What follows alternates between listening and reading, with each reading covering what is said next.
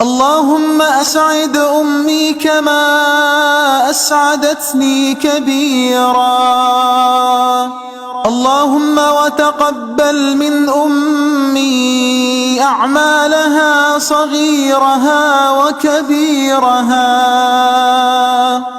اللهم واجعل أمي من الذين لا خوف عليهم ولا هم يحزنون.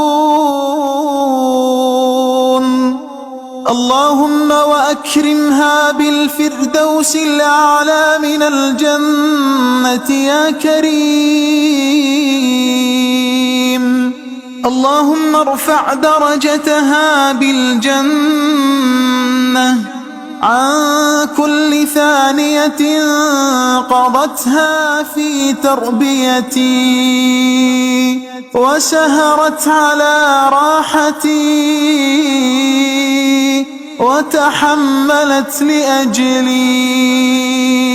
اللهم حرم وجهها على النار. اللهم اشرح لها صدرها